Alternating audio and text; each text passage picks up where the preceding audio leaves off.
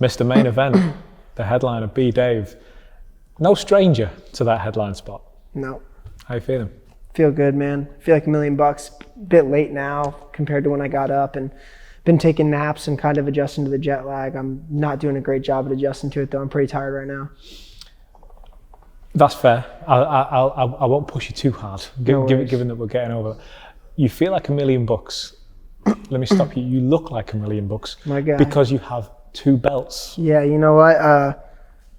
Got one from a draw, then said, you know what? That wasn't a draw.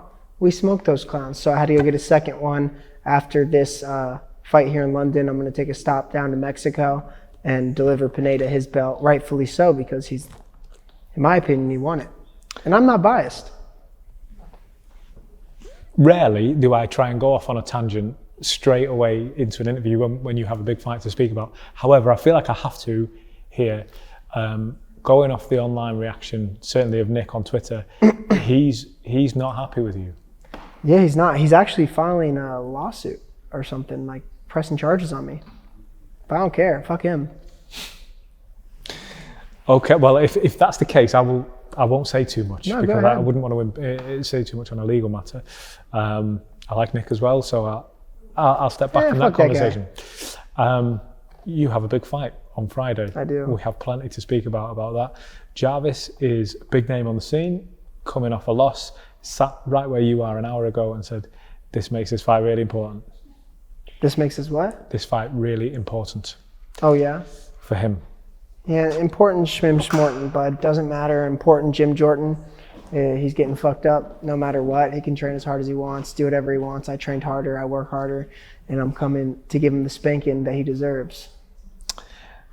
When you say that, I mean, he's obviously got a point to prove. He's got a lot of fights that you can study. You can watch his Tom Zanetti fight back. You can watch his Gibb fight back. Were you able to learn anything from those fights? Were you able to? I just watched like a little bit of like the first round on each of those fights, really. I don't really watch. I don't really study too much. I train to fight anybody, so he's just the guy in front of me. Talk to me about how it came about, this conversation, because he was at the Prime card when you had your own fight in front of your tag team fight that night. He was announced that night as Jarvis is back. He's coming. Your call, London, November, and then a couple of weeks later, it's against BDAVE. Yeah, because when we were in Manchester, he said, "What's up to me?" Did you know what's then? Up to him, and I told him that he's lucky it wasn't me that he fought last, because he would have been out cold. And he's like, "Oh yeah, all right, buddy." We were joking, and then I got a call for him like a few days later, and I was like, "Yeah, let's do it." Is it a refreshing change for you not to be? Well, it's an orthodox fight that you're in this time. There's no mystery opponent. Yeah. There's no tag team. There's no survivor tag. It is fair rounds, equal, one-on-one. Call it what you like. Is that nice for you just to be able to focus on our fight? Yeah, this is what we've been training for in the gym for a long time. We never trained to be a tag team. We always trained just to be a boxer, and this is boxing. So, I'm excited. What kind of fight do you see coming from Jarvis? Just like me, he's going to be coming forward, throwing hard punches all the way in, and it's going to be a dog fight. It's going to be a damn concussion fest. One thing that I like about you, the way you speak and the way you fight, is I think it was in the build up to the last show, I think we'd done some kind of face-off or interview, and you were saying, everyone just has me down as this brawler that runs forward and just throws and doesn't really put too many plans into place. They couldn't be further from the truth. I do train, I do box hard, Are we going to see that in this fight where you have the opportunity to showcase Jarvis is very durable, it's a very fair one-on-one fight? Does that give you the impetus to say, finally, no tagging, no shorter rounds, no moving around, finally I get to showcase what I can do? Yeah, I mean, you can't brawl like you do in a tag team in a boxing match, right? So, but I know that. I'm prepared for that. Like, you can't gash yourself out. I'm gonna pick him apart this time. I feel like my confidence went up big time after the tag team match on the Prime card, and ever since that day, I've been like fiending to get back into the ring and like actually have another fight. Where as to before, I used to always be scared to have a boxing match. Now I'm like, I want to do it. Like, I can't wait to be there. What does it do for you if you win on Friday? What does it do for your career? If let's say you knock out Jarvis, yeah, what does that do for BDAVE? It does a lot for me, man. it's just I get the belt at 155, you know, triple champ. 3 belts. We're gonna have to get another chair at least. Yeah, right. 3 belts, and then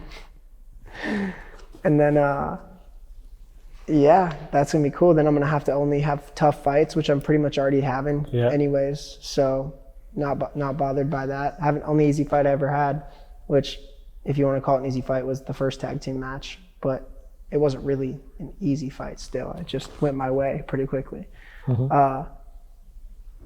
But same as usual, no easy fights, and I get to fight, you know, Nick Lamau again for that 155 belt instead. Is that the fight that is cooking? Yeah. BDAVE versus Nick Lamau. Yeah. Belt or no belt? That's the biggest beef in Misfits right now. I mean, I go back to Nashville. You two in the house together. You know, the cream pie in the face. That was before shit got sour too, like real sour. Like I used to just annoy him and bug him, but now, like I catch his moments of weakness and really put him down for it. Like so, like verbally, you know. What do you prefer? Do you prefer one-on-one, stand up, straight up boxing, let's go, or do you prefer the entertainment value that comes with a tag team or even a survivor type? I like both of them. I like tag teams and I like one-on-ones, whatever I'm down for. Like tag team is fun because I have a partner and I get to kind of do this experience with somebody else, which is not obviously conventional boxing, but solo fights have to happen too to prove something, to make a statement. So that's why I'm here. I don't know if you got a feel for it while we were at the open workout earlier today. Your call is your call is at the heart of British boxing. Yeah. So many world-known names that you see, you know, Tyson Furies, etc., have boxed in that hall, coming through the ranks, going through the circuits. That happens there. And one thing that adds to the drama and the tension created in those 4 walls is the balconies that lean right over. Misfits is known to fill out arenas. Of course. The fights come for the first fight, the fans come for the first fight and they stay there till the end. There's going to be energy, excitement, buzzing. You're going to be able to walk out in front of a tight arena, leaning right over you, and this is 2 fighters that say, I'm fighting here, I'm coming forward. Yeah. You call it yourself a concussion fest. Yeah. Is this the kind of thing that, okay, it's not the biggest arena in the world, but this is the entertainment that we bring? Is that the kind of fight you expect to see? Yeah.